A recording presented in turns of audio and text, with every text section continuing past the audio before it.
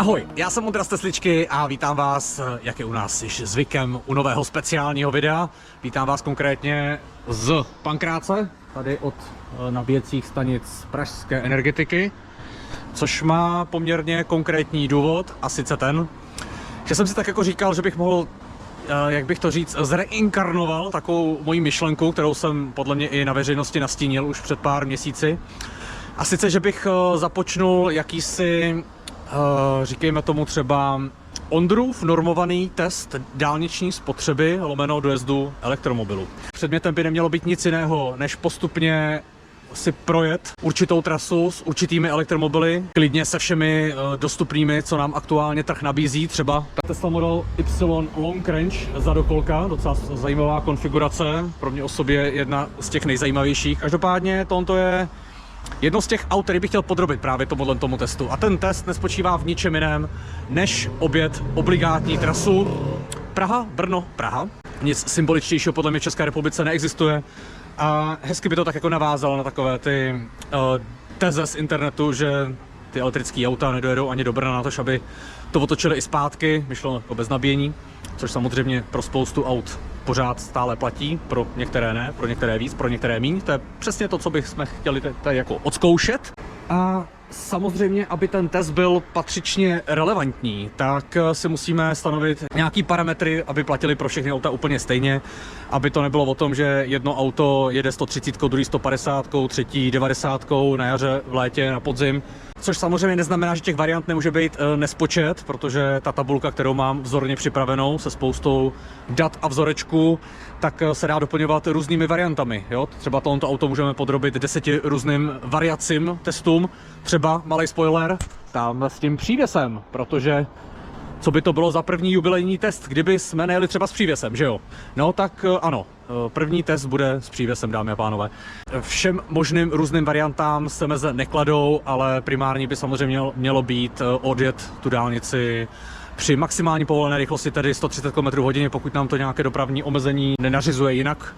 Tady samozřejmě s přívěsem budeme muset jet pomaly, protože pokud se nepletu, tak zákon praví 80 km/h. To úplně nevím, jestli se mi bude chtít jet to 80, tak možná třeba taková kompromisní 90 by mohla být akorát, ale to se ještě domluvíme. Každopádně, jak jsem již říkal, těch variant může být několik, jakkoliv zrovna s přívěsem asi úplně nepotřebuji to absolvovat 10krát. Zpátky k Ondrově testu dálničního normovaného dojezdu, lomeno spotřeby a tak dále. Za výchozí bod jsme si stanovili v tuhle chvíli Pankrác, Préčko. Třeba si to někdo prohlídne tomto video a přispěje nějakým čipečkem, ať to nemám úplně zaplný. Ano, mimochodem, ten nápad samozřejmě obnáší spoustu časové kapacity a třeba i nějaké finanční kapacity, protože ono vůbec jako dorazit sem z mého bydliště je, řekněme, hodinka, 40 km. Pak samozřejmě 4 hodiny třeba, jako tady otáčíme Brno, něco musíme nabít a tak podobně, amortizujeme docela hodně kilometrů, takže je to docela ambiciozní plán, uvidíme, jak se to ujme, doufám, že jo.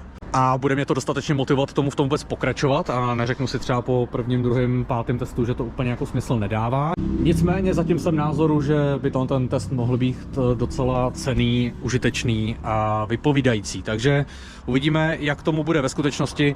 Takže trasu máme, Praha, Brno, Praha, kousek před sjezdem vlastně k Olympii, tak tam máme takovej U-turn, takovou osmičku, kde bychom se chtěli otáčet. To bych řekl, že takový ideální bod, ať úplně nezvýhodňujeme tady Tesly, kterým by se zlíbilo dojet až k Olympii a tam nasosat na jednom z 20 ultra rychlých superchargerů. Takže ne, budeme se otáčet o sjezd dřív.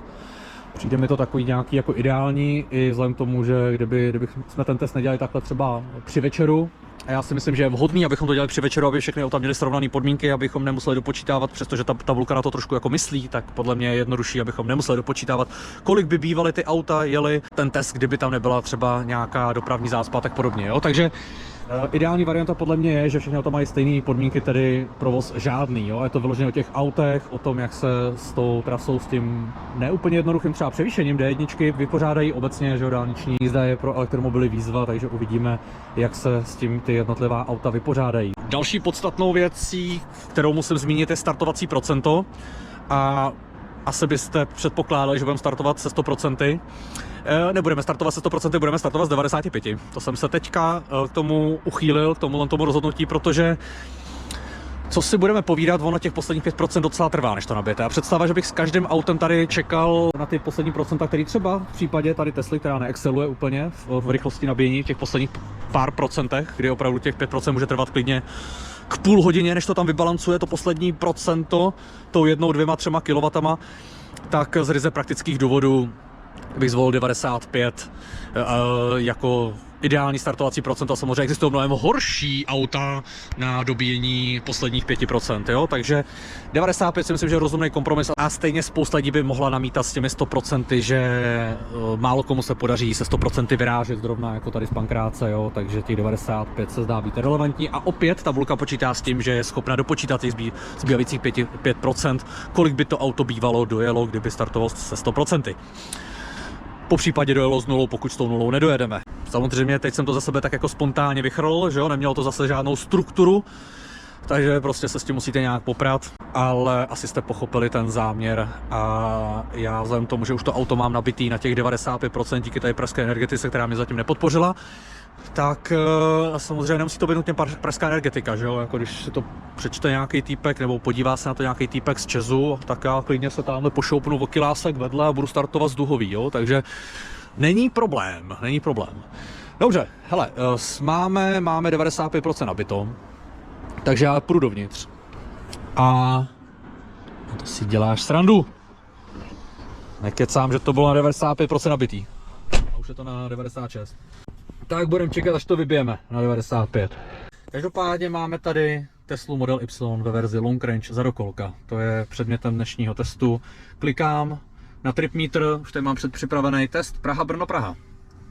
Co je ještě potřeba udělat? Vyresetovat. Ono se občas stane, že to tam jako přepinkne, jo? Že si ta BMS rozmyslí, já vlastně nemám 95, já mám 96. No, tak to tady budeme chvíli vybíjet. No, než se dopovídáme, tak já si myslím, že tady při těch 5 stupních, před chvíli to ukazovalo 3, takže ono to bude ještě určitě někde na pomezí 95-96, že na to tam za chvíli cvakne a než tady nasadím GoPro na přísavku. Jo, mimochodem, to jsem taky zapomněl zmínit, samozřejmě všechno bych rád zdokumentoval. Takovým způsobem, že tady celou dobu poběží Goučko, který teda nemá rád úplně tmu, takže uvidíme, jak se s tím popere. A jakkoliv budu určitě většinu záběru zrychlovat, třeba 15krát, 20krát nebo nevím kolikrát, protože to jako nikdo asi nechce koukat na 4hodinový video, tak zkrátka myšlenka je taková, aby neexistovala vteřina, která není zdokumentovaná, aby se nedalo nějakým způsobem popírat tady ten výsledek toho testu, jo? Že třeba tady Ondra si napsal do tabulky, že Tesla to tady otočila s přívěsem za 3,5 hodinky a všechny spalováci se můžou jít bodnout, protože prostě neexistuje lepší recept na štěstí, než si pořídit Teslu a tahat zatím třeba tady City Goučko.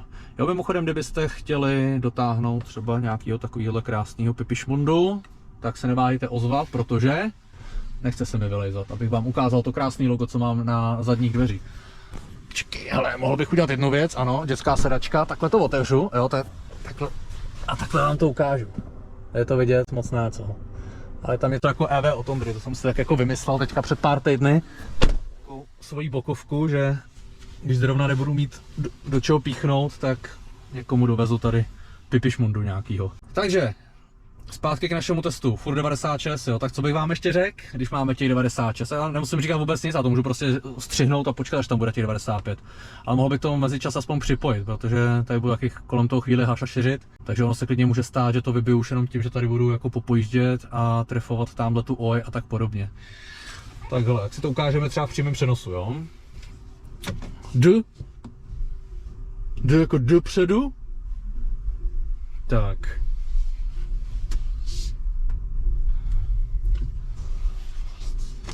R jako dozadu. Hele jo. Dáme to na první dobrou. No to je úžasný, jako, že ta kamera opravdu je hrozně fajn, jo. Že takhle nemusíte se moc snažit. A ještě kousíček to chce. Ono to vypadá, že už jsme jako nabourali, ale vím, že ne, že to úplně přesně. Jo, teď udělám takhle parking. A úplně přesně vím, že když vystoupím, takže to budu mít úplně takhle přesně, akorát vy prd vidíte v té tmě, jo, ale je to prostě úplně jakože přesně. Teď stačí tady udělat takhle jako párkrát tou kličkou, anebo si to zrychlit touhletou kličkou, ale na to bych potřeboval druhou ruku. No, stejně to budu muset udělat. Tak. ještě to odbrzdíme, si to může sednout přesně, jo, a je to zacvaklý. Teď to tady ještě tak jako různě zajistím, nasadím zásuvku a tak podobně, tohle to zase zvednu, ale na to fakt už potřebuju druhou ruku. Takže já se na chvilku odmlčím a hnedka se zase přimlčím. Tak, máme zapojeno. Ještě si to prohlídneme, jak je to krásný, než jsme to vysypali někde u Humpolce. No, nedělíme si s tou vůbec srandu, ono jako to není úplně prdel to vozit za sebou. Zvlášť na tomhle jednoosým vleku, který je strašně fajn, že je lehkej hliníkovej, jo, celohliníkovej, takže mám poměrně velkou doložitelnost, což se hodí v případě, že jste limitovaný třeba 1600 kg, jako je to v případě Y. Takže tohle je můj zabiják City Goučko, omlácený ze všech stran, ale stále žije, dámy a pánové, a vyhrává závody ve všech koutech Evropy. Takže si dáme, ty vado, furt 96, to není možný. Ještě vám můžu v mezičase ukázat, mapa bod B je přesně tady, jo, jak jsme se bavili. Je Brno, přesně pod Brnem, jo, tady ten sjezd na Olympii, tam nepojedeme. A tady se budeme takhle otáčet. Kurník. Děláme takhle. A jdeme zpátky. Jak si můžete všimnout, teď to neukazuje úplně optimistický odhad, co se týče dojezdu. Protože ono to pochopilo, že jsem připojil vlek. Jenže to auto je teďka takový trošku zmatený, protože já s vlekem skoro zásadně jezdím tím způsobem, že ho nepřiznám. Dám jakože ne, jo, pak se sice objeví jakože žlutě, ale úplně tomu autu jako neříkám, že jdu s vlekem, a to mi pak umožní třeba jet na autopilota a v ten moment samozřejmě ono to ukazuje ty procenta mnohem vyšší a tyhle procenta, vzhledem k tomu, že jsem dojel těch 40 km, teďka jsem s přívěsem, tak víceméně už reflektují ten můj aktuální styl jízdy, takže já ho měnit nebudu, uvidíme, jak se to bude měnit na té dálnici, tu jsem samozřejmě teďka za sebou neměl, dal jsem normálně okresky a tu Prahu jsem přejel, takže to určitě není tak relevantní, jak by být mohlo. Na té Tesla je fajn, že ona to nějakým způsobem upravuje furt na základě toho aktuálního stylu jízdy, takže když nasadíme 80 tak, nebo 90, ta 90 by byla asi fajn, co? Tak dáme 90, to znamená tachometrových 92, protože jsem vypozoroval, že u tohoto auta je tachometr přeměřuje o 2 km hodně při těch rychlostech, takže budeme zkoušet držet 92 na tachometru. To bych řekl, že taková typická kamionová rychlost. No, tak uvidíme, jak se to procento bude hejbat, jestli nahoru dolů. Nahoru asi bych řekl, že už ne, protože ta dálnice samozřejmě bude náročnější oproti tomu profilu, co jsem měl při cestě sem, takže pravděpodobně to bude spíš padat, ale s tím přívěsem je to vždycky takový ošemetný. To se strašně špatně odhaduje. Jo, a abych nezapomněl, topit si budeme na 20. Jo, teď tady mám jakože spolujezdce na 21,5, aby jsme to trošku jako vybili, ale budeme dávat 20. Je to taková teplota, kdy pro mě osobně už je to skoro až nadkomfortní. Já v autě si nerad úplně topím, mám pak tendence usínat a celkově prostě nepotřebuji mít v autě jako nějaký velký hit a zrovna třeba u té Tesly není to samozřejmě případ úplně jako každý Tesly, ale ve většině případů, když si topím na 20, tak reálně naměřím v tom autě spíš 21, 22. Budeme asi říkat, že třeba 20 je taková rozumná zimní teplota, neměli bychom s těma autama asi úplně trpět. Jo. Můžeme si pak dělat nějaký speciální testy, že budeme spořit na topení, pojedeme za kamionem, do kopců budeme zpomalovat, z kopců zrychlovat a takový nějaký ty věci, které pomáhají spotřebě. A taky tam jako můžeme tu tabulku vyplnit těma experimentama, jo. Ale není to úplně to gro toho testu, té myšlenky. Mě samozřejmě pak napadnou nějaké věci, jak to řeknu třeba v průběhu. Teďka si tady udělám trošku pořádek v autě, nastavím si tady goučko na tu přísavku a věřím, že než to všechno udělám, takže spadne to procento a budeme moct vyrazit. Tak jo. 95% máme, dokonce už asi 5 minut, cvaklo to hnedka po tom, co jsem začal nastavovat tady kameru a tak podobně, takže to ani není úplně čerstvých 95%. Řekl bych, že to bude takových docela přesných 95% a já si myslím, že můžeme vyrazit. Takže Dčko a frčíme do světa. Já to ještě takhle trošičku otočím do toho směru jízdy. Pouští, ten je hodnej, ví, že jedeme test, že si nemůžeme dovolit časové ztráty. Takže tady to ještě radši 0, ale to dobrý. Teď jsem trošku spanikařil, jestli to mám vynulovaný, tak prvních 20 metrů jsem si vynuloval. Tak možná 40, ale tak na těch 401 kilometrech, myslím, nebo něco takového, by to snad nemuselo hrát roli.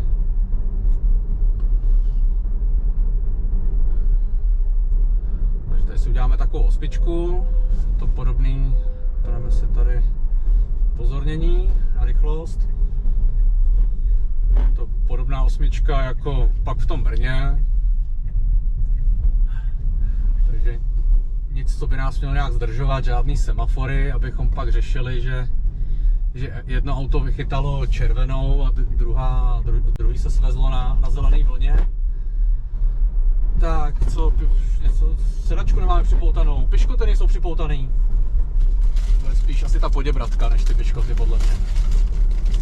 Což mi připomíná, že bych měl doplnit pitný režim.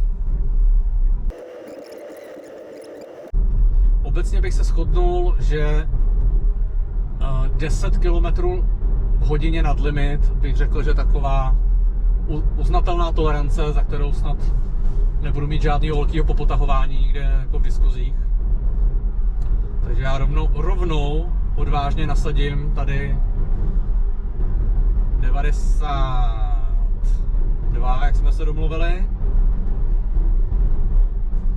Pomůžu si i autopilotem, ať se můžu napít.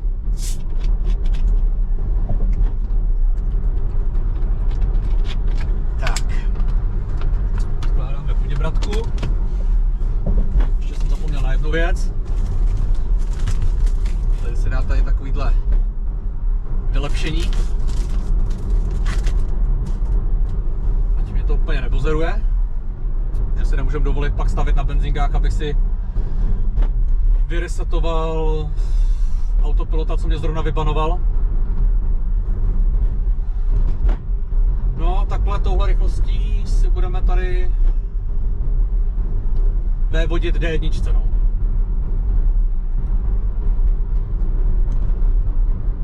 Zábavnější to už asi nebude.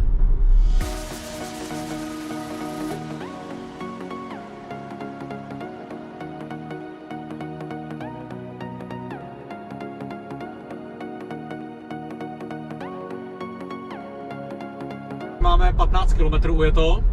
Při krásné spotřebě 350 Wh na kilometr, tady 35 kWh na 100. Což je samozřejmě absolutně nerelevantní hodnota. Při téhle spotřebě bychom byli rádi, že opravdu do toho Brna vůbec jako dojedeme. Což vím, že s tímhle nákladem, co aktuálně máme, se při téhle rychlosti, kterou já většinou teda moc neudržuju, nebo spíš nedodržuju. Doufám, že mě nikde neudáte, ale většinou volím takovou jako stovečku za takovou optimální, kdy si říkám, že ještě nejsem úplně pirátem silnic a zároveň je to taková jako rychlost, kterou jsem ochoten akceptovat. Tak i při této rychlosti vím, že dojedu do Brna z Prahy s rezervou, s tím samým nákladem, protože je tomu teďka týden, jestli vůbec, co jsem vezl. Jedno elektrické míčko, klon Citygoučka e-upu, jednomu pánovi, co využil mých služeb. Takže vím přesně, že Praha-Brno není úplně vzdálenost, kde by se to auto mělo úplně vybít do nuly. Jakkoliv teďka nám to ukazuje opravdu 37 kWh na 100, ale je to tím, že prostě zkrátka dobře jedeme do kopce. A zase prostě pojedeme jindy z kopce a pak zase do kopce a z kopce a tak podobně. No, v tomhle ta D1 je hodně specifická, že ona je poměrně kopcovitá. Myslím si, že asi ze všech dálnic, co máme, nejkopcovitější. Asi jsem to nevyskloňoval úplně správně, ale to je jedno. Si chápete, co jsem chtěl říct. Takže to leze trošku do spotřeby, no. A speciálně ty elektrické auta na to trpí trošičku víc při těch rychlostech. Ono, když jdete nějakou 50 v obci a je to nahoru dolů, tak víceméně co ztratíte, to zrekuperujete. Ale při těch rychlostech už toho moc nenarekuperujete. To už vás brzdí primárně odpor vzduchu a do těch kopců zkrátka není problém mít dvojnásobnou spotřebu jenom za nějaký 8% kopec. To vůbec takový je na D1. a z toho kopečka zase to pak jako nedoženete, když to ten spalovací motor, tam se mu trošičku vylepšuje ta jeho mizerná účinnost a do těch kopců nemá třeba, tam kde má elektrický auto dvojnásobnou spotřebu, tak má třeba jenom v úzovkách jen 1,5 násobnou. Takže při těchto těch dálničních podmínkách a ještě kopcovitějších to má to elektrické auto, řekněme, nejnáročnější. Takže i z tohoto pohledu je to docela fajn, že jsme si takhle zvolili tuhle tu ikonickou trasu Praha-Brno a opět Praha, že to není úplně placka, kterou bychom dokázali nasimulovat někdy na letišti, ale že k tomu zkrátka potřebujeme tady ten reálný provoz. Tak spotřeba už vypadá, že půjde na 38, ale opravdu ty první kilometry, teď jsme pokořili 20 km, jsou do kopce, takže není to nic, co by nás mělo znervozňovat. Pokud bychom hypoteticky měli dlouhodobě tady těch 38,5, tak bychom ani do toho Brna nedojeli. Ale jak říkám, to je hodně hypotetický. Nejvíce relevantní to bude asi v Brně, až se budeme otáčet, protože tam už ta nadmořská výška je relativně podobná. A někde za Humpolcem, někde snad před větrným Jedníkovem, tak tam myslím, že nejvyšší bod tedy jedničky, tak tam samozřejmě ty čísla budou ještě pořád hodně vysoký. Tak, co se tady děje? No, je to tady. Budeme muset počítat minuty. Kolik ztratíme.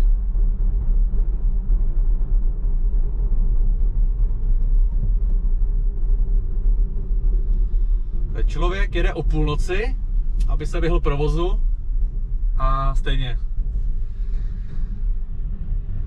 se tomu nevyhne. Každopádně 0006. Tak si to zapamatujme a zkusme to případně nějak dopočítat. No. To se všechno dopočítat dá, ale samozřejmě jednoduše, když to dopočítat nemusíme. Takže uvidíme, kolik času to vezme, na kolika kilometrech. Pak si do tabulky doplníme třeba 5 minut zdržení skrz kolonu a uvidíme. No. Každopádně, abych se vrátil k té myšlence, bylo by úplně optimální, kdybychom dojeli až do Jamného, což si myslím, že asi úplně nevyjde, protože to Jamné je poměrně vysoko, takže to není jenom o tom zdolat těch bezmála 300 km, což by i po rovině byla výzva, tak natož takhle do kopce. Tak pak je otázka, jestli si udělat nabíjení jinde, nebo si dát třeba nějaký 5minutový jinde a pak to Jamné. Tak to můžeme nechat otevřený. No.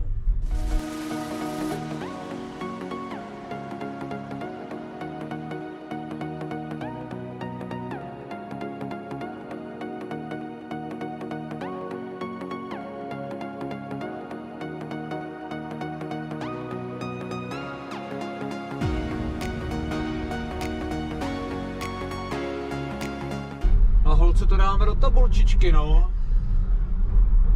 Tak nemůžeme samozřejmě úplně odečítat tu dobu strávenou v té koloně, protože taky jsme za tu dobu, jestli to bylo 20 minut, nebo 22, nebo nevím, co se pak podíváme. Tak taky jsme za tu dobu něco málo ujeli, možná 5 kilometrů. Štěstí máme k tomu i docela zdařilou telemetrii, tím, že jedeme Teslou a ta Tesla je docela přívětivá v tomhle tom a skrze své API dává k dispozici ty data o sobě, takže to pak přeje všem těm vývojářům třetích stran dělat aplikace typu Tesí a tak podobně, takže je přesně vidět, v jakou minutu, kde to auto bylo, jak rychle jelo, takže ta možnost do počtu je mnohem jako snazší, než bych si tady musel fotit sloupy a odečítat průběžně rychlost.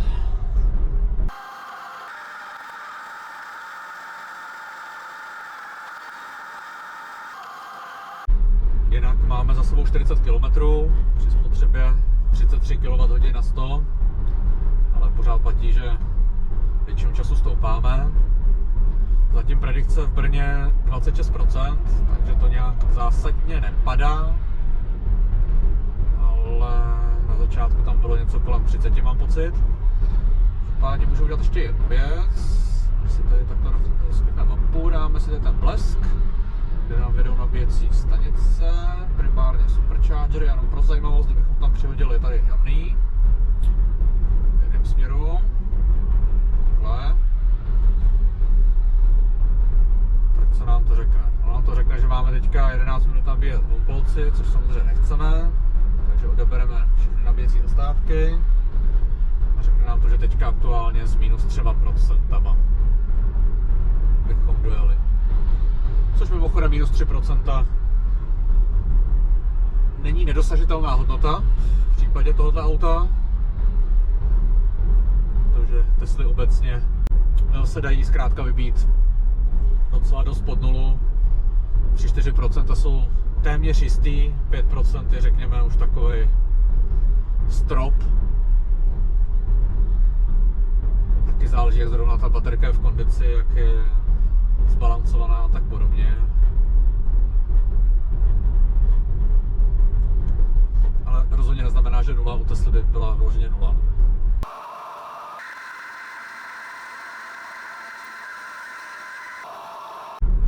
Třeba tohle je zrovna situace, kdy jedeme poměrně dlouhý táhlý klesání, kdy auto poměrně výrazně rekuperuje a je to přesně ta chvíle, kdy já bych standardně to auto nechal rozvalit hezky třeba na kilínko, možná i lehce přes, a tamhle ten krpálek, který máme proti, tak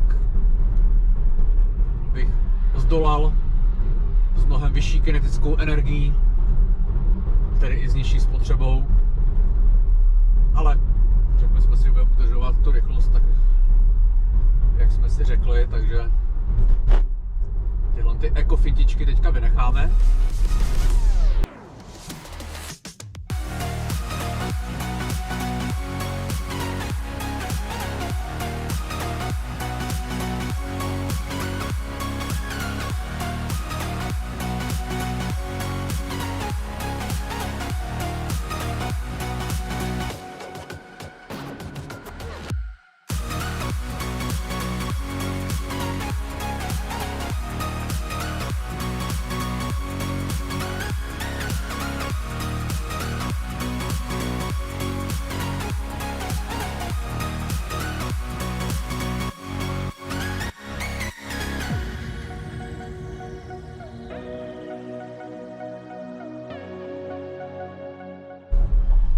Tak, míjíme sjezd na Humpolec, Pelhřimov.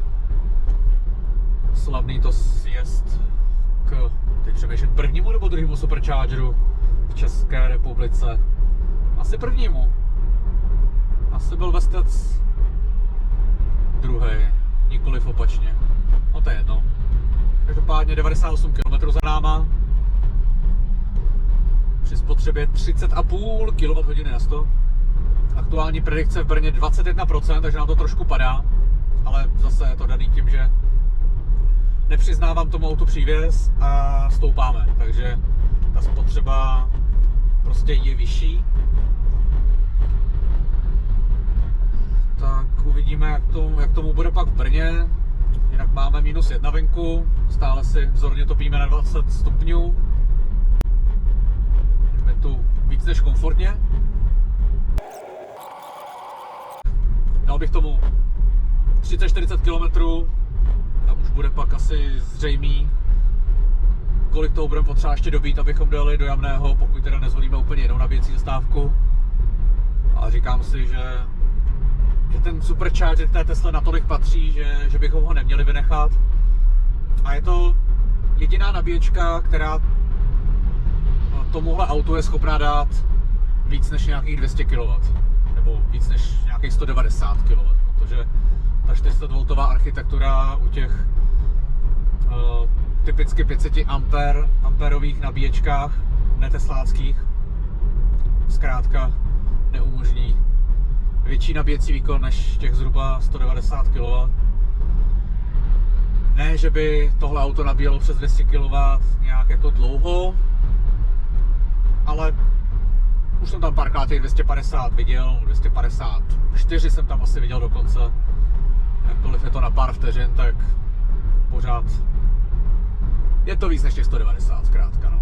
Takže spíš bych to viděl, že třeba v Ostrovačicích na Hyperchargeru na 150 bychom tam foukli 5% nebo 10 nebo nevím kolik. Nějakou takovou 3minutovou zastávku, aby nám to stačilo do Jamného. Tak něco v tomhle duchu bychom mohli realizovat, ale zatím je na to brzo. Tak to necháme ještě vystříbřit.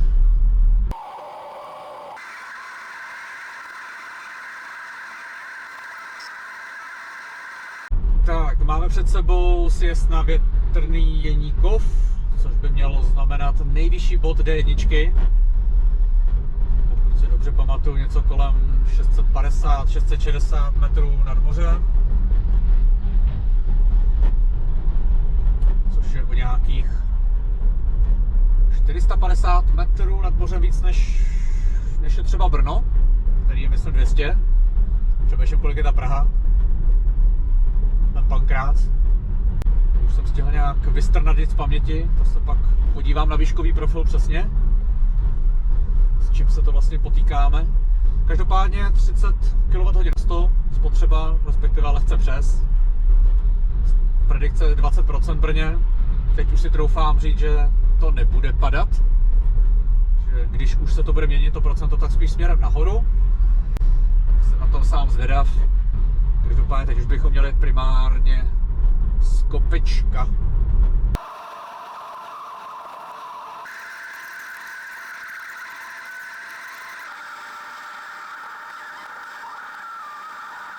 Tak máme za sebou sjezd na Jihlavu lomeno Znojmo po 121 km a velká událost. Teď nám predikce dojezdu, jak jsem avizoval, začala stoupat. Zatím teda jenom o 1%, ale i to se počítá. Takže aktuální predikce je 21% v Brně.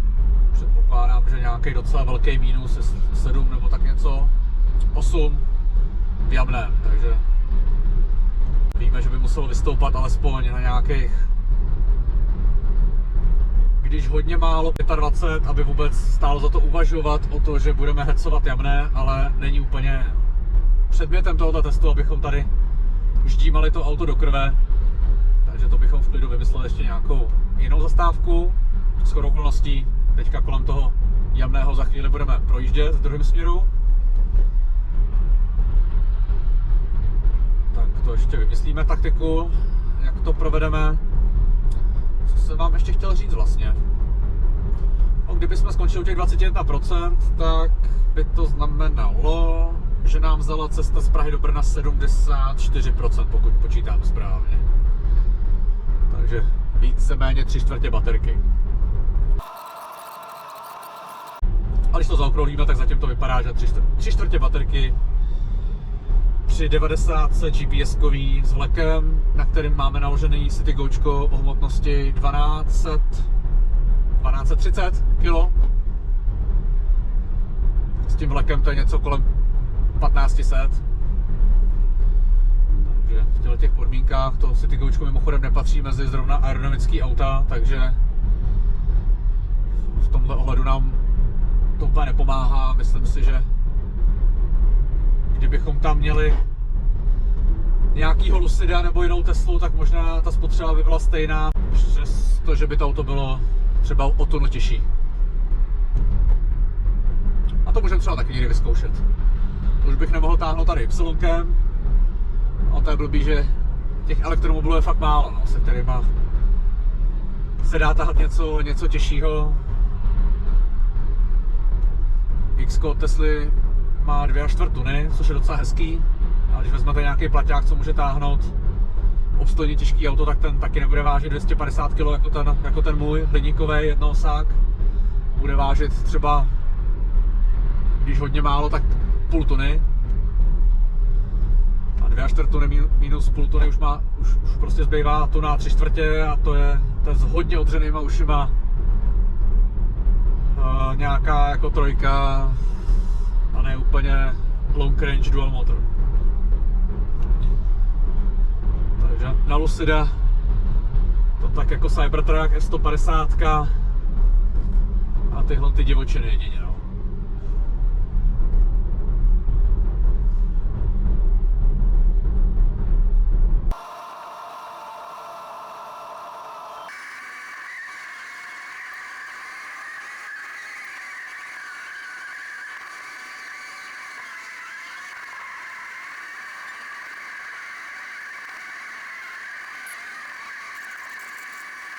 Tak máme za sebou sjezd na Velké Meziříčí, takzvaně Velmes, 150 km, krásně kulatých teď, při spotřebě 28,4 kWh na 100.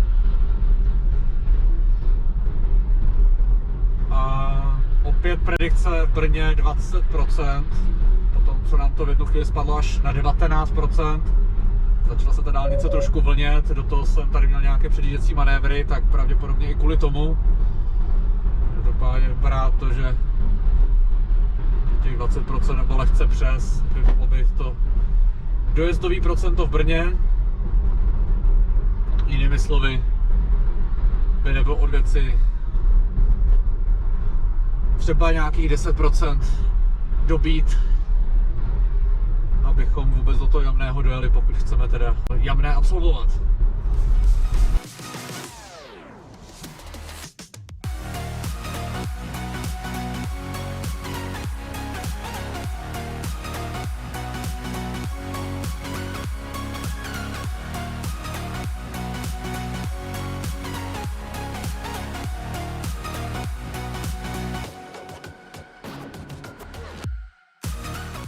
Tak po menší odmlce krátký report, 180 km za náma, spotřeba 27,7, takže už nám to postupně padá.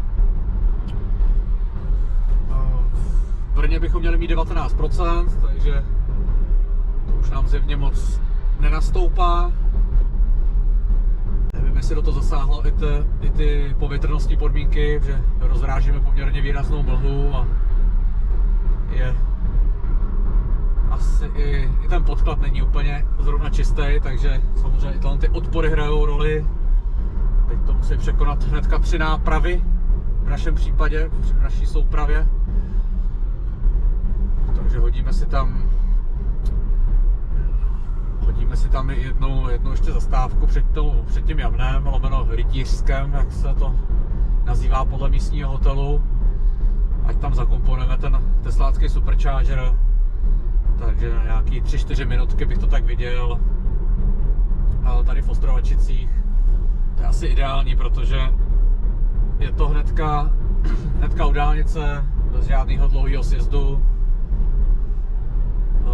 Vím, že mám funkční aplikaci při sobě,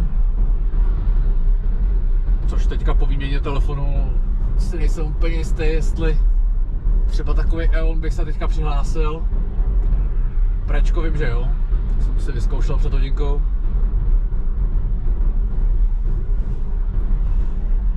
Takže asi bych nehledal za každou cenu rychlejší nabíječku než tady 150, když stejně to auto si o moc víc nevezme při dané konstelaci. Takže já schválně zkusím tady dát upravit. Spíš bych dal přidat zastávku, to bude jednodušší. A to je Truck Park, Truck Park 1, ano, to je ono. Když to takhle přihodíme, jo, vlastně musíme vyjmout ty nabíjecí zastávky, že Tesla samozřejmě plánuje pouze přes superchargery. A teďka zjistíme, že s 23% za 2,5 km, no, tady už máme sjezd. Myslel, že to třeba za 5 a no, už je to za 2.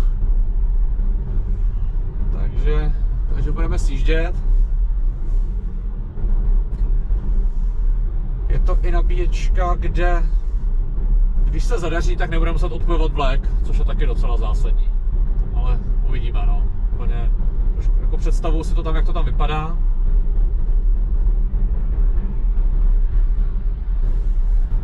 A asi je to realizovatelný, že tam trošku jako objedu to parkoviště.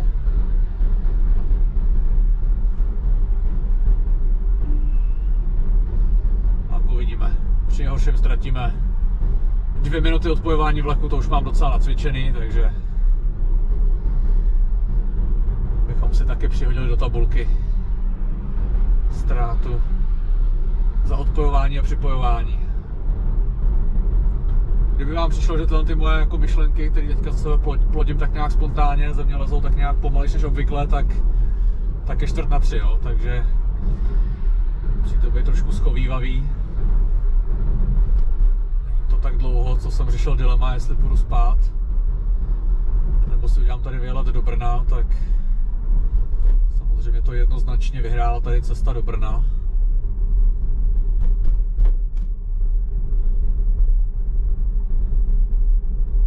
Tak doufám, že to patřičně oceníte.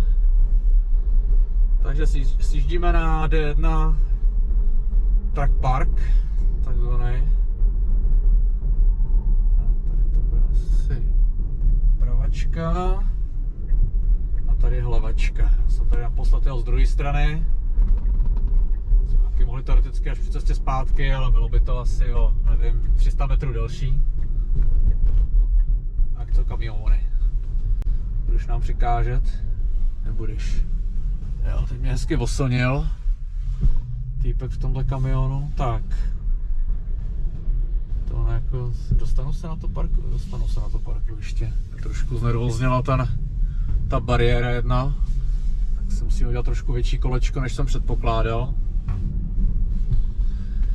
A já si myslím, že jsme schopní to vyřešit i bez odpojování. Tak jo, aplikace, vystupuju.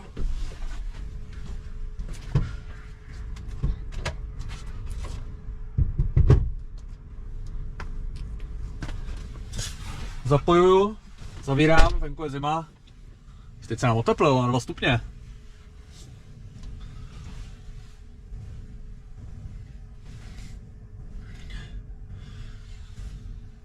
Tak. A už by to mohlo nabíjet. Už to cvaklo. To dává na čas. Tak kolik to tam dá? Píšou 100 pade. A samozřejmě auto neví, že jsme jeli k nabíjce, takže se nepředehřálo. Ale po té dlouhé jízdě si myslím, že to nebude problém. To ono, pokud ta baterka vyloženě nemá třeba 10 stupňů a méně, tak 150 kW pro ní není nějaký velká překážka. 138. A to víceméně bude limit nabíječky. No, samozřejmě těch 150 nikdy neuvidíme, protože zase záleží na tom, jaký je zrovna napětí na baterce a tak dále.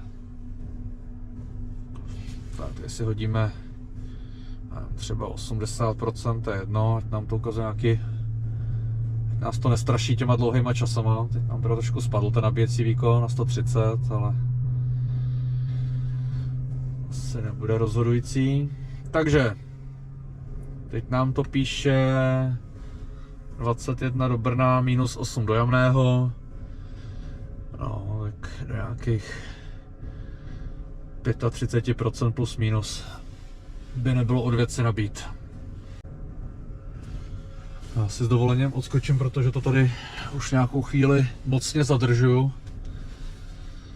Tak vás tu nechám takhle při pohledu na nabíjení. 122, no. Asi to bude, no, tím výhřevem chybějícím. Schválně, že dám tady ještě blesk. A ona to tady nabíječka je. No. Takže ono se dalo k ní navigovat a v ten moment auto by bylo připravené a drželo by těch typu 140, no, tak teďka jsme o nějakých 20 kW míň, ale to je jako ztráta sotva minuty, takže to bych úplně tak neprožíval.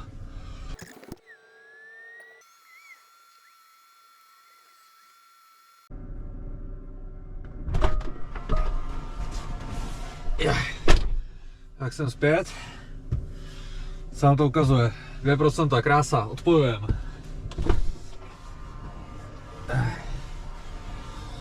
To udělám odsud třeba.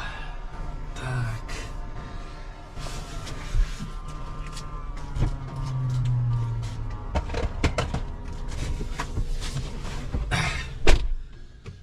Tak jo.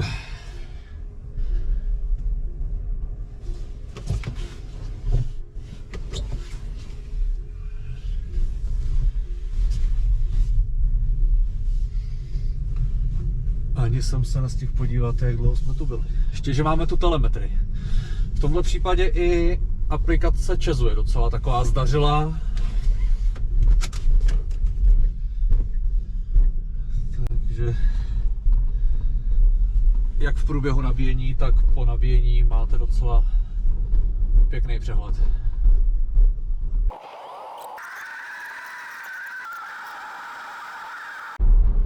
No docela jsem rád za tu zastávku, protože už jsem začínal trošičku klimbat po těch 2 hodinách jízdy.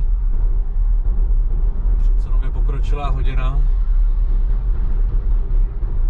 a měl jsem to naplánovaný trošičku jinak.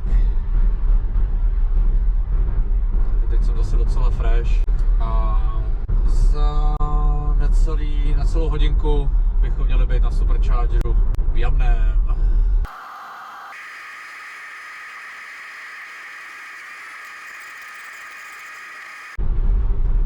Tak máme za sebou 200 kilásku, za 2 km sjíždíme.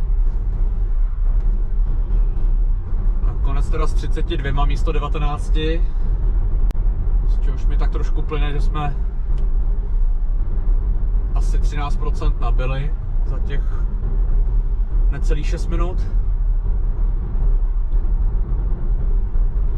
A teď nám to říká, že se 2% dorazíme do Jamného, což může vypadat na první pohled dramaticky, ale vzhledem k tomu, jak jsme se již bavili, že ta nula u Tesly zdaleka není nula, tak to není nic moc extra dramatického a ve skutečnosti je tam poměrně velká rezerva ještě.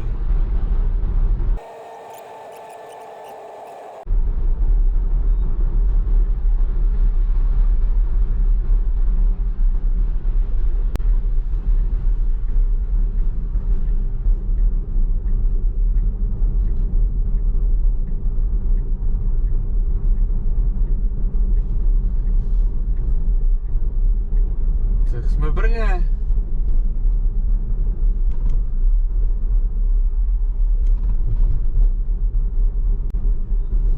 Tak už zase nejsme v Brně. Taková super efektivní zastávka v Brně. Takový to, abys mohl říct, že jsi byl v Brně.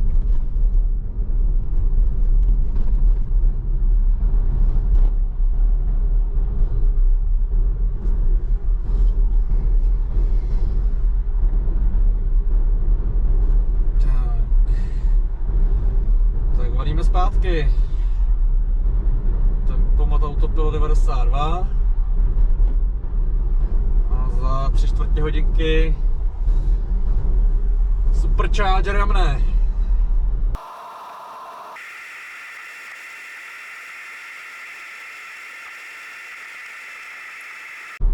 Tak konečně to začíná být trošku dobrodružný, protože Tesla si přestala trošku věřit. A dokonce jsme se podívali na chvíli do mínusu, teď to ukazuje -1. Takže já jsem teďka akorát stáhl rychlost z 92 na 90 rovných, tak nevím, jestli to bude mít nějakého velkého významu. Ale bylo by fajn, kdybychom se pohybovali spíš kolem té nuly, než pod tou nulou.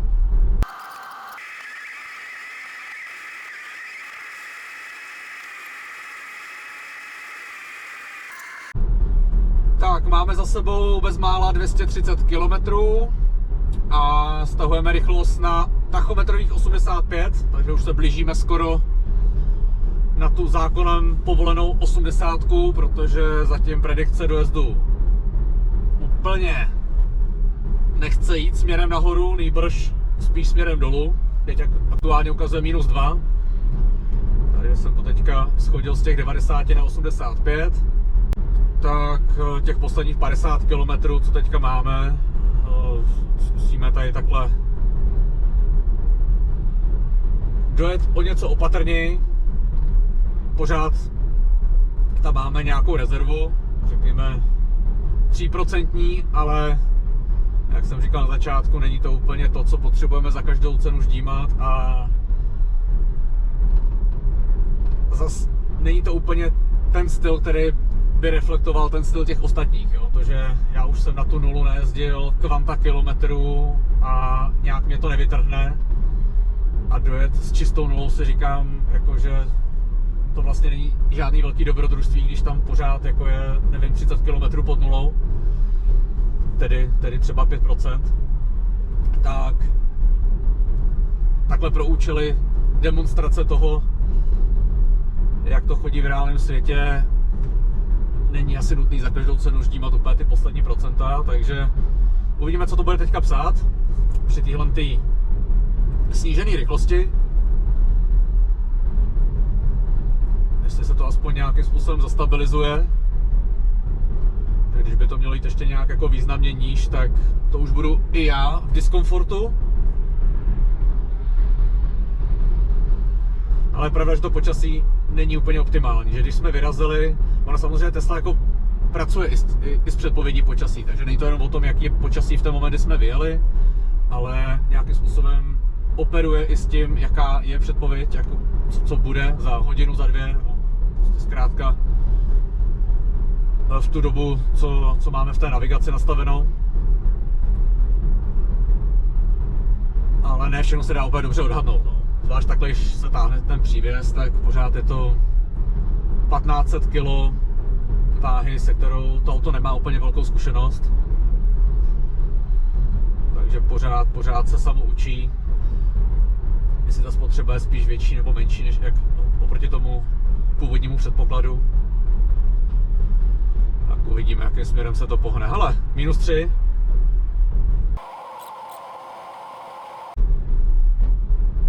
Tak, schválně to schodíme na 82.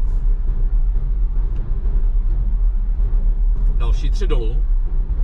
A schválně, jestli to bude mít velkýho vlivu. Samozřejmě těch nabíječek máme po cestě spoustu. Jo, není to o tom, že musíme za každou cenu dojet tady k superchargeru, ale bylo by to hezký, ne? Tesla, co otočí Brno bez superchargeru, to je divný. Na druhou stranu určitě plánuji nějaký test. Nevím, jestli úplně s tímhle autem, asi spíš nějakým jiným, nějakým placatějším, kde bych určitě chtěl zkusit to Brno otočit bez nabíjení. A věřím, že auta typu SK3 v těch long rangech by to měli dát bez nabíjení i při dodržování maximální povolené rychlosti, tady 130. A auta typu třeba tohodle, v čem zrovna sedíme v Y, si myslím, že samozřejmě bez přívěsu se bavíme, tak si myslím, že by to mohli dát při nějaký třeba 110. No, při takovýhle nějaký snížený rychlosti, která není ještě furt nesmyslně nízká. Každopádně 235 km, 45 km to máme hypoteticky k superchargeru, 14% baterce, za 7 minut 3 hodiny ráno, krásný čas, 1 stupeň venku,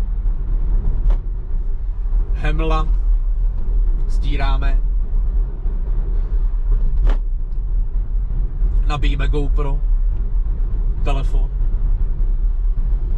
měl možná odpojit, ne? Nebo stáhnout ty jázele, to se mohlo udělat už jenom kvůli tomu, aby to nebylo tak přesvětlený, schválně, jestli je to lepší nebo horší, se pak podíváme. A to teďka teda vrátím, že samozřejmě si dělám srandu, že by nám to jako mělo nějak pomoct.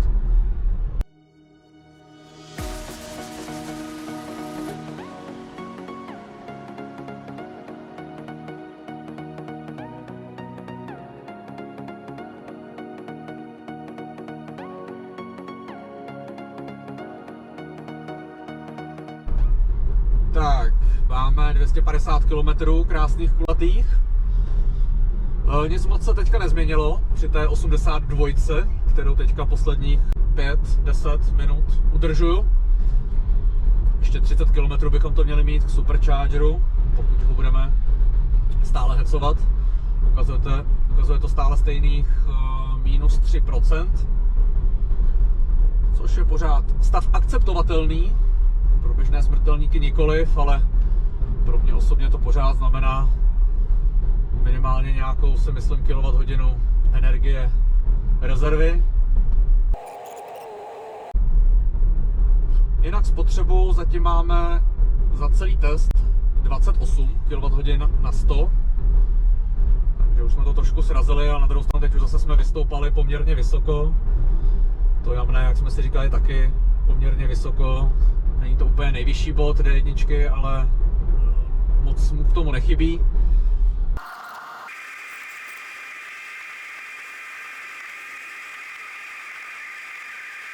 Tak, máme za sebou další 10 km, tady 260 na to. Zbývají nám krásná 4%, dámy a páni. A jak jste si mohli všimnout, tak přejeli jsme už velké Meziříčí. Tedy Velmes, místo, kde jsme měli možnost využít nějakých hyperchargerů. Teď už máme v záloze, pokud se nepletu, tak Měřín je to trapnou 50. Takže asi jste pochopili, že jsem se rozhodl proto pokračovat v cestě, čelit menšímu napětí, a uvidíme, jestli se mi to třeba nevymstí. Stále to ukazuje minus 3%, takže stav akceptovatelný pro mě osobně. Za 17 km bychom měli sjíždět z dálnice.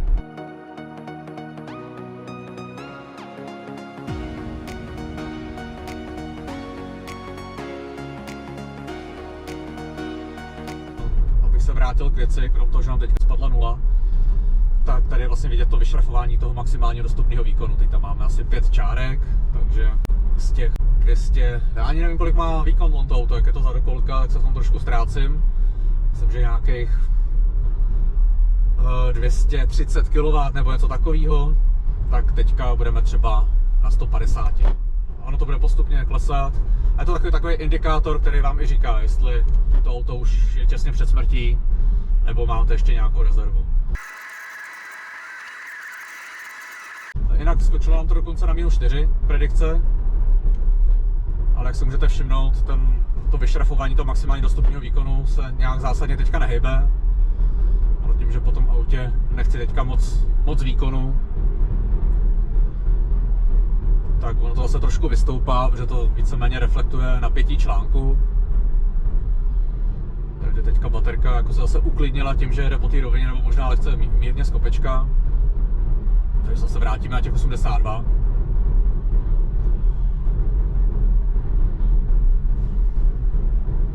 A za 4 kilásky bychom měli sjíždět. Připomenu, že už jedeme teda asi 5 km na 0.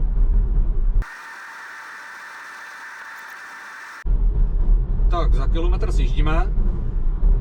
Stav víceméně neměnný, predikce v cíli minus 4%. Indikátor dostupného výkonu se vesměs asi nehybe. Takže nic, co by mě znervózňovalo. Tak hlavně, abychom nepřijeli ten sjezd, ono v té mlze, kde opravdu je vidět 50 metrů před auto, tak by se to klidně mohlo stát. Tak, teď nespomaluju, jako že by auto umíralo, ale opravdu si chci dát záležet s tím sjezdem, který on je docela ostrý, jako i rychlej. Tak. Že ho máme tady.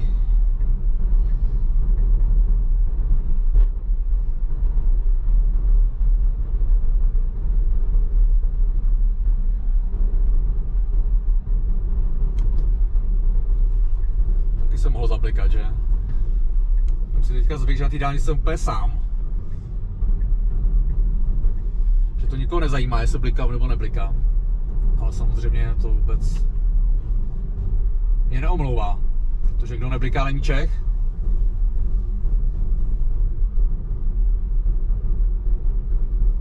Tak, tady levačka, zprava dobrý, zleva taky.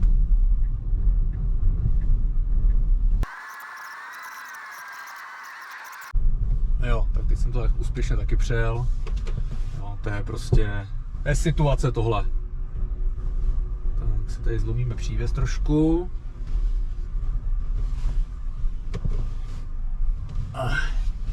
Grande finále. Tak, dokonce jsme se i vešli.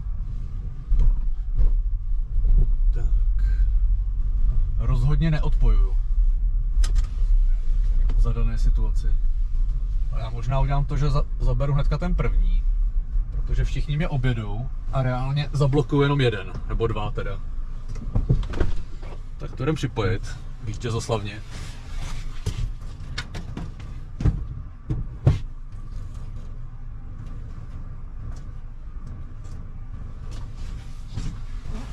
Tak jsem zpět. Schválně nějaký číslička nám to ukáže. 60, 126, 182, 221, ale 243, 247, no tak ale 200 pade, Teslička, no hele, 253, to je lahoda, 54,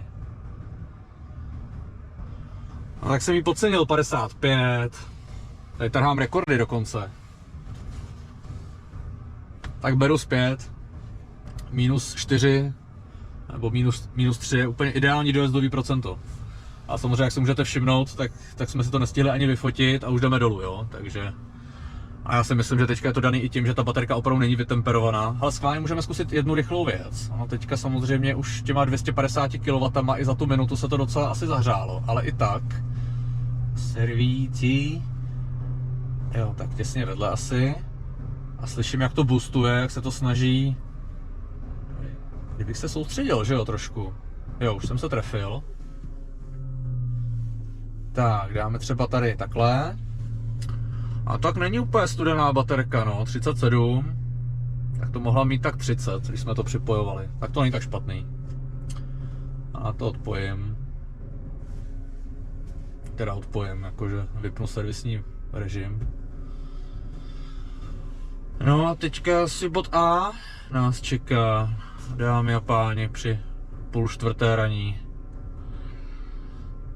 Nabíjet mám údajně 20 minut. Nastavím si dojezdový procento, no klidně těch 5. Což bude těch 14 minut. Tak to je krásný, to je krásný. 13 minut. Tak já dám asi zase rychlej záchod. Hned si zasloužím tady po těch nervíčkách.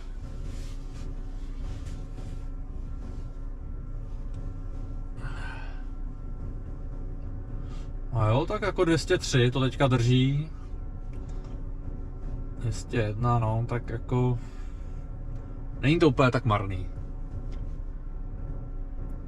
Čekal jsem, že to auto dojede ve větší nepohodě a že těch 200 třeba ani neuvidíme. Tak nakonec to docela jde. Já koukám, že celou dobu vzadu mám zaplý lampičky. Ono totiž naše berunka nepřipouští jiný stav, než že svítějí ty lampičky vzadu. A my jsme si celou dobu vybíjeli auto těma lampičkama. To už je jako minimálně 3 hodiny, spíš tak jako 3,5. Co si vybíjíme auto zadníma lampičkama. No, člověk pak zbytečně stresuje. Ale jdeme čůrat. No, za chvíli se uvidíme.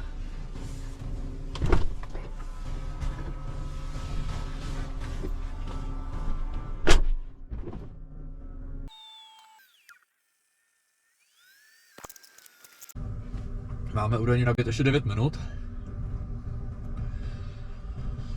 Tak bych to možná mohl jednou poslechnout.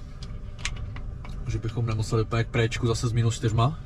Vlastně 3, že jo? Přeháním. Taky jsem se mohl podívat na ten graf. Předtím. Jak nám to tam koliduje. Jestli je to spíš -5 nebo -3, že jo? Amatér. Tak, čtvrtka baterky dobyta. 153 kW valíme. To už je takový jako průměrný výkon. No ze zkušenosti ta nabíjecí křivka se celá jakoby posouvá, že v momentě, kdy začnete nabíjet třeba v 10%, tak dostanete klidně těch 250 na chvilku i v těch 10%. Když to je takový strop, no, spíš třeba ideálně třeba 5-7%, ale i v těch 10% není problém dostat 250. A pak třeba takových 150 kW vy dostanete třeba ještě v 35%. Když to teď, nám to kulminuje už, nebo respektive z těch 150 to jde dolů v 25, nebo 26, 27, protože prostě jsme začali v -4, místo nějakých třeba standardních 5%. Takže není to úplně o tom, že se za každou cenu vyplatí dorazit úplně co nejvíc na doraz, protože prostě ta křivka vypadá furt stejně, jenom se posouvá trošku doprava, doleva, podle toho, na jaký hrot zrovna jako si věříte. Jo, tohle je hodně zajímavý, tahle ta cesta, to určitě pojedu touhle cestou. Mimochodem, když jsem tu jel naposled, tak jsem samozřejmě dle zvyku to tady foukl hnedka doprava, protože tady není žádný jakože přikázaný směr doleva. Pak jsme minuli jednu neskutečně kvalitně schovanou zákazovou značku, schovanou za bagrem, ale jako opravdu jako milimetr za tím bagrem to bylo, že nebyla šance to vidět.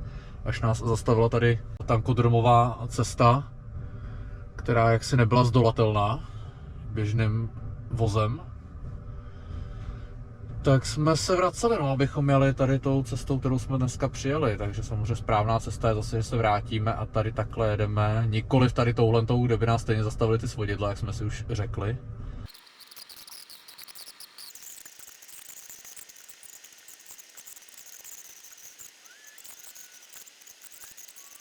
No, vypadá to, že máme asi dost.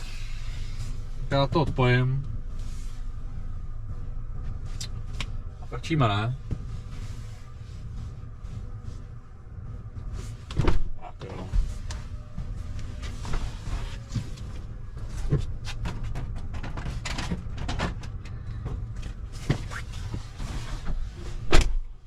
Trošku si couvnám. Už to koliduje trošku s rantlíkem.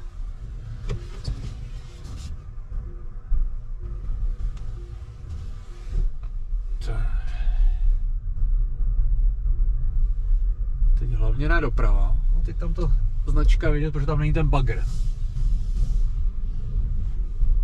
Tak, tady taky ne doprava.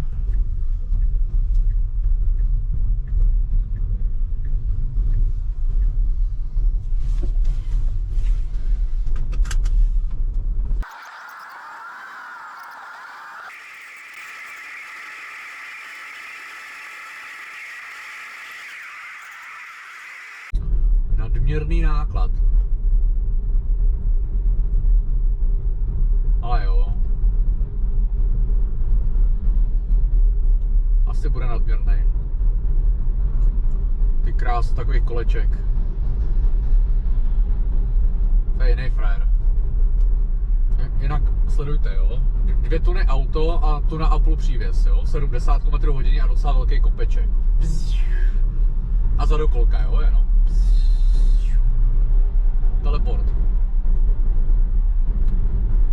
Jo, na to, že to je výkonově de facto nejslabší Y,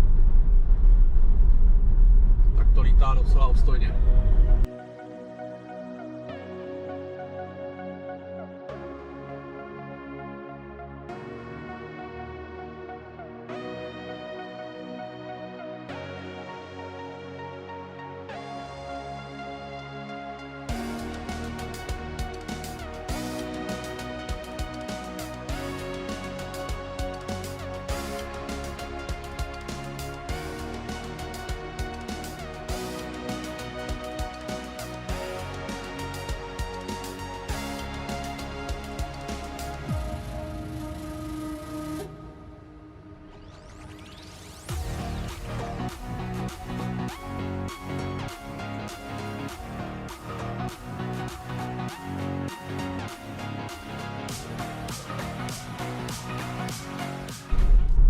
Ozývám se po delší odmlce, ale ono se nic moc zajímavého nestalo od posledního reportu.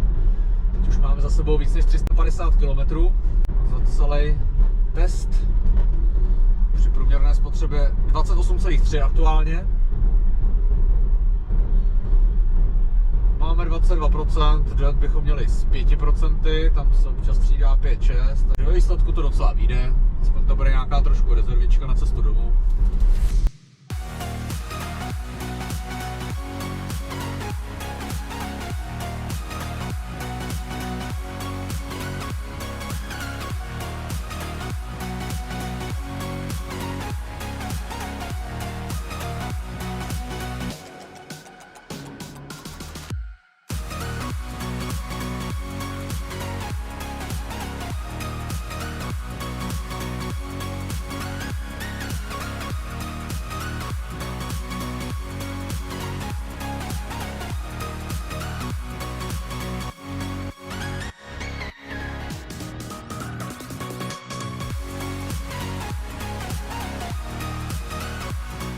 Tak, máme za sebou 400 km najetých a už přijíždíme do Prahy, jsme tady u nějakého druhého kilometru D1, máme to ještě 7 km, takže najedeme celkově nějaký 408, 409, 408, to nedám, to už prostě nedám teďka v 5 ráno spočítat takovýhle komplikovaný vzorec. Každopádně je asi čas si to nějak v rychlosti shrnout, nebudeme dělat z toho nějaký velký závěry, prostě se to zapíše do tabulky a tabulka nám vyplivne nějaký zajímavý čísla. Teď ani nejsem schopen z toho dělat nějaký velký úvahy, ale pamatuju si, že 10 minut před půlnocí, konkrétně ve 23:49,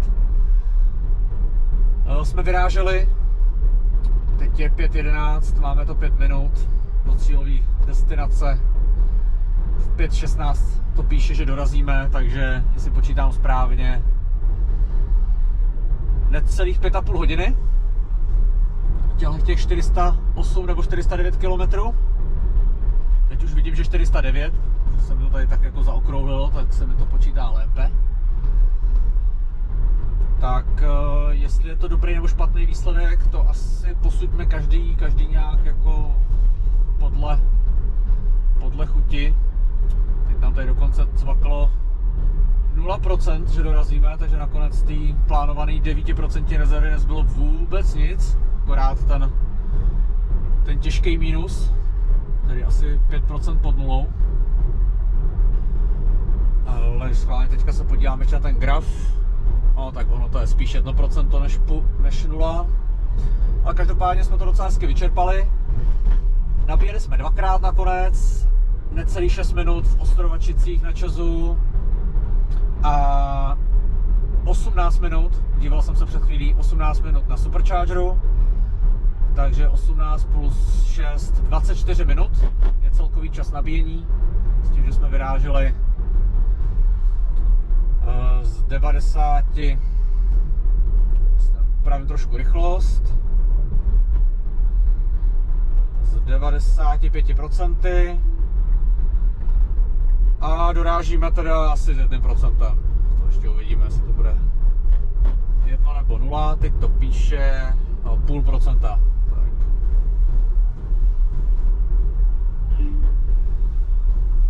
Takže to jsou asi rychlé čísla, co mi teďka kapacita stačí. Bylo to trošku napínavější, než jsme si asi všichni mysleli. Nečekal jsem, že budeme tady ždímat poslední zbytky watt hodin cestou do Jamného k Superchargeru. Ale dobře to dopadlo.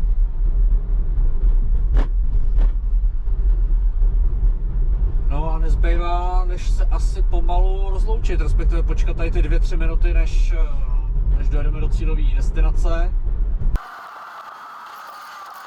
No upřímně mám toho plný kecky a jsem rád, že už to mám za sebou.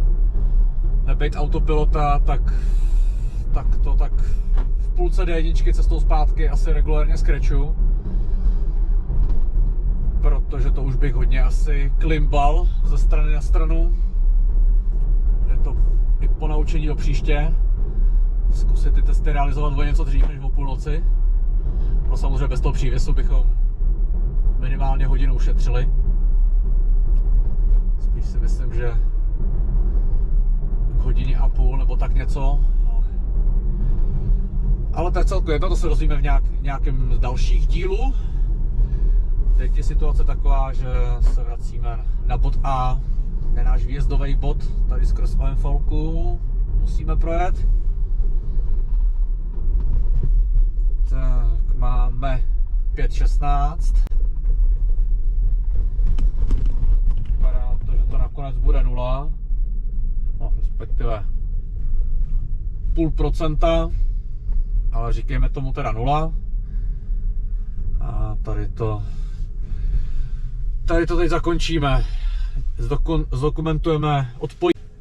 Nabijeme tak, abych byl schopen dorazit domů. Klidně s minusem, hlavně ať už jsem doma. Spotřeby. Test Praha-Brno. Tak nakonec 28, tak to jsem čekal, že to stáhneme níž. Takže opravdu 409 km, 28 kWh, spotřeba průměrná. Upřímně čekal jsem trochu míň, ale na druhou stranu zase nebyly ty povětrnostní podmínky úplně nejlepší. Bylo kolem 0 i minus mlha, stírali jsme. Bylo to takový naslizlý, takže asi je to odpovídající spotřeba. Čekal jsem třeba 26, klidně jo. O dobrý 2 kWh jsem čekal třeba míň, ale nejsem zase takový master v tom tahání ještě. 115 kWh jsme spotřebovali, docela slušný. To jsou skoro už 2 baterky. Baterka a půl. Ze mě nic kloudného teďka v tuhle smrtelnou hodinu nevypadne. Takže já každopádně děkuji za pozornost. Zkusím to nějak rozumně sestříhat, ať to není úplně jako mega nuda. Tak, máme zhruba 12 hodin od chvíle, kdy jsem konečně dorazil domů, kdy jsem se konečně trochu vyspal, auto nabil a jsem teďka plný elánu se rovnou pustit do dalšího testu. O tom elánu by se dalo samozřejmě polemizovat, ale opravdu je tomu tak, s tím samým autem, tentokrát bez přívěsu, se chystám udělat ten test v podobném stylu, při normální 130 km rychlosti, ale než se pustíme do tohoto testu, než vás vlastně přivítám u nového dílu testu videa, tak bych vám rád ukázal nějaký data z toho testu uplynulého, který byl před těmi pár hodinami. Ukázal bych vám tu svoji kouzelnou tabulku, co tady mám vytvořenou, která je stále samozřejmě v procesu.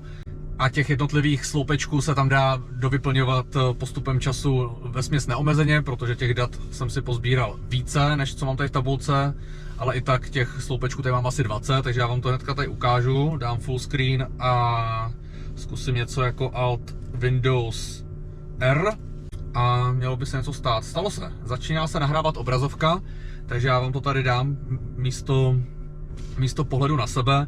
Tak tady je ta moje kouzelná tabulka, která furt nese pracovní název Ondrův normovaný test dálničního dojezdu Praha-Brno-Praha. Jo, to se samozřejmě může změnit, ale zatím to tak můžeme nechat. Schválně, jak by vypadala ta zkratka. Dáme O, N, T, D, D, ono to D, D. Jo, takhle nějak to bude vypadat. No, nicméně. Testovaný vůz. Tesla Model Y Long Range Zarokolka 2024, je to jedna z posledních vyrobených, než přišly ty takzvané Junipery s 1,5 tunovým přívěsem. To je souprava neúplně obvyklá, ale zcela určitě pro spoustu lidí zajímavá a je to taky docela častý téma, jestli elektromobil a přívěs, jestli to vůbec jde dohromady, jestli vůbec se s tím dá někam dojet. Tak jsme to rovnou takhle na první dobrou při tom jubilejním prvním testu rozbili a máme tady spoustu cenných hodnot. Cílová rychlost, to je rychlost, kterou jsme se snažili nějakým způsobem dodržovat. Mimochodem tady mám vysvětlivky pojmů, takže všechno tady jako je nějakým způsobem napsané, co znamená. Zase ta tabulka bude asi do budoucna trošku hezčí, zatím to tady mám prostě naflákaný tak nějak, jak to zrovna vyšlo. Ale podstatný je ten obsah v tuhle chvíli. Takže 90 jsme se snažili dodržovat, což bylo 92 na tachometru. To, že jsme pak museli na chvíli zpomalit, to v té tabulce je taky zaneseno. K tomu se dostaneme. Kapacita baterky v tomto případě 75 využitelná, 78 celková, výkon auta 250 kW. Průměrná okolní teplota byla 0, co jsem koukal do telemetrie, nebo 0,3 asi, ale budeme zaokrouhlovat. Počasí, mlha, nevím, jestli to je nutný nějak dál specifikovat, můžeme to upravit samozřejmě tím, že máme ty kamerové záznamy, tak ani nemusím si pamatovat, jaký bylo zrovna počasí, prostě se to dá tak upravit. Provoz, že byl minimální, klidně bych mohl napsat žádný. To, že jsme tam měli u těch Mirošovic to zúžení a docela velkou ztrátu, tak to tady zohledňuje až ten další sloupec, který se jmenuje ztráta doprava. Takže schválně se můžu podívat, jestli to tady vůbec, že to je docela nový sloupec, tak jestli ho tady vůbec mám napsaný, provoz, no nemám, samozřejmě. Pak mám až doba jízdy, tak to musím tady vyplnit, jo, jenom si tady také připravím, řádek pod. A to si napíšu pak. Každopádně to neznamená nic jiného, než kolik jsme ztratili vlastně nějakým tím zásahem vyšší moci v podobě třeba zúžení nebo prostě nějaký práce na silnici. Reálně jsme tam strávili vlastně 22 minut, ale tím, že jsme nestáli úplně na místě, pohybovali jsme se, tak jsem se dopočítal k číslu 18. Jo? Takže zase je to o tom vždycky se k nějakému číslu dopočítat, já se snažím docela vzorně to nějak pracovat s těma číslama, dopočítal jsem se k číslu 18. Doba jízdy, nic jiného, než jak trvala ta jízda z bodu A přes bod B zase do bodu A, takže 5 hodin 27 minut to bylo. Google Maps to je vlastně hodnota, kterou mi ukazovala navigace, kolik by měla trvat čistý čas jízdy, když jsem vyjížděl. Takže oproti tomu jsem ztratil hodinu 25. Najeli jsme 409 km podle auta, nabíjeli jsme celkově 24 minut. To, že to bylo 8 plus 16, myslím, to je zase někde dál napsaný, že jsme startovali se z 95, to by mělo být asi standardem, to, že jsme dorazili s nulou, může být standardem, ale nemusí být. Nabitá energie, to, co podle TESI jsme natlačili do baterky, je 46,5 kWh, ale reálně z auta z nabíječek jsme odebrali 53,2, zkrátka tím, že jsme byli na těch nabíječkách, spustil se vždycky ten preconditioning, tak on se bere docela velký kilowaty, třeba 5, občas jenom 4, ale občas taky třeba 7, právě na ten výhřev té baterky, takže to je ta hodnota, kterou nevím, jestli tady budu uvádět všechny, protože samozřejmě, že to nebude Tesla, tak já se to stejně nedozvím, kolik z té spotřeby šlo do baterky a kolik někam bokem, ale zatím to mám uvedený takhle. Průměrná spotřeba podle auta 28,1, podle Tesla to bylo nepatrně víc, ale asi jenom o půl kWh, takže si myslím, že klidně můžu udávat tady tu hodnotu, co udává to auto. Byly historicky nějaké pochybnosti o tom, co Tesla udává za spotřebu. Myslím si, že už to úplně neplatí, že by si nějak moc vymýšlela, a i tady podle těch dat, různě z telemetrie a jiných dopočtů, vesměs to odpovídá. Možná je nepatrně optimističtější ta spotřeba, ale fakt nepatrně, a myslím si, že i je to případ jiných aut, že tam třeba nějaká půl kWh ulítne, ale prostě budeme tady psát to, co píše auto. VLTP spotřeba, prostě normovaná spotřeba, co je uváděná k tomuhle autu, 15,5, normovaný dojezd je 600, my jsme dosáhli hypotetického dojezdu 267 km, když bychom jeli ze 100 do 0, což je 55,5% procentuální rozdíl oproti tomu normovanému dojezdu. Celkově jsme spotřebovali 114,8 kWh, průměrná spotřeba včetně nabíjení, prostě celkový čas vydělený těma kilometrama, je 75 a kousíček. Průměrná rychlost jízdy, to bude pravděpodobně bez nabíjení, zcela určitě je 81. Stav tachometru, údaj, který nám říká, jak moc to auto je prostě starý. Kilometrově starý, 34 000 a nějaký drobný, má 13 měsíců, něco přes rok. Pneumatiky zimní o tomhletom rozměru, konkrétně ten model pneumatik, auto má teplný čerpadlo. Sloupeček, prostor ke zlepšení, není nic jiného než můj nějaký subjektivní pocit, kolik jsem tomu mohl dát navíc a pro to auto, jo, to, co jsem mohl já ovlivnit. Myslím si, že kdybych třeba nabíjel nějaký 2 minuty déle v těch Ostrovačicích, tak jsme pak nemuseli to 80. Píšu 5 minut, je to subjektivní pocit. No, víc k tomu asi teďka neřeknu. Ideální čas je čas, kde odečítám právě tady těch 5 minut a tady ten zásah vyšší moci těch 18. Jo, jenom ty 2 sloupečky odečítám a pak se dopracovávám na nějaký čas, který považuji za ideální pro to daný auto v těch daných podmínkách. A tak no, samozřejmě v tom prostoru pro zlepšení, no, možná to upravím na nějaký třeba 7-8, protože ono asi nebylo úplně nejsuper efektivnější nabíjet v těch Ostrovačicích. Přece jenom mohl jsem to už jenom mohl jsem třeba na těch ostrovačicích nabíjet cestou zpátky, jo, potom co jsem to otočil, sice bych ztratil minutu tím sjezdem tedy na druhé straně, ale zase bych nabil trošku efektivněji z těch nižších procent, jo, je to vždycky něco za něco, no, nikdy to nebude úplně ideální, ale právě ten sloupeček by měl říkat, kolik jsem tam jakoby nechal rezervy tou svojí prostě nějakou třeba i chybou nebo rezervou. Tak, videolink to ještě nemáme, nebo už teda, jestli na tohle koukáte, tak už nějaký asi je, ale to mám ještě prostě před sebou. Datum testu, kdy jsem výjížděl, kdy jsem přijížděl, kde jsme nabíjeli ostrovačice na 150 a na tom superchargeru 250, s tím, že to bylo na 187 km, myšleno ne D1, ale prostě na jetem 187 km z 24% do 36, 6 minut to trvalo. A pak po 282 km z -3, ono to bylo takový jako lízlý -4, to už jsme si zažili to dobrodružství. A do těch 50%, což trvalo 18 minut. Poznámky, cokoliv, co mě zajímavého napadne, já si myslím, že tady ještě něco dovyplním. Mám poznamenaný, že 22 minut konkrétně trvalo to prodírání se tou kolonou u Mirošovic, bylo to nějakých 5 km. A pak, že jsme zhruba 50 km jeli o 10 km pomaleji před tím příjezdem k superchargeru Jamné, abychom vůbec dojeli. Jo, takže to jsou takový dva zásadní údaje, co mě napadly. A to je asi tak nějak všechno v té tabulce. Když se to tak nějak shrneme, co vlastně se stalo za těch 5,5 hodiny necelých, tak se stalo to, že jsme jeli necelých 5,5 hodiny s Teslou Model Y Long Range za rok 2024 s přívesem o hmotnosti 1,5 tuny, z čehož 250 kg byl přívěs a 1200 a nějaký drobný bylo samotný auto. Auto ne zrovna aerodynamicky, to už jsme si říkali, CityGočko, prostě krabička. A chtěli jsme tady dodržovat tu 90, což se nám vesměs podařilo. Spotřeba, jo, nejzajímavější údaj asi spotřeba, že 28. Tím, že bod A, ten výjezdový i konečný je ve stejném místě, tak máme tam splněnou tu podmínku, že opravdu to převýšení je ze stejné výšky jako v tom cílovém bodě. A asi ten druhý nejzajímavější údaj, ne-li první, je, že při tomhle setupu, při té nule, při té mlze a tak dále, bychom ujeli hypoteticky 267 kilometrů, kdybychom využili celou využitelnou kapacitu baterky. Jo, takže to asi k tomu. Kdybychom měli celou dobu 80, nemyslím si, že to budu ten test dělat znova při 80, tak to bude třeba, myslím si, že by to klidně mohlo být 300, ale je to fakt jako velký rozdíl, jestli se takhle zpomalí nebo zrychlí. Pak by to bylo samozřejmě menší drama. Nemyslím si, že bychom dojeli bez nabíjení k tomu superchargeru Jamném, to asi úplně ne, ale byl by ten dost zkrátka větší.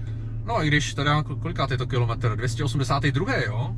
No tak kdyby náhodou platilo to, co jsem říkal, tak to by skoro mohlo být, že? Při té 80, a nevím, to je zbytečný asi polemizovat. Tohle jsou zkrátka výsledky tohoto testu. A mně asi nezbývá, než se finálně rozloušit, uzavřít ten test, započít směle test druhý, a sice se stejným autem, tentokrát bez přívěsu. Tak zatím. Čau.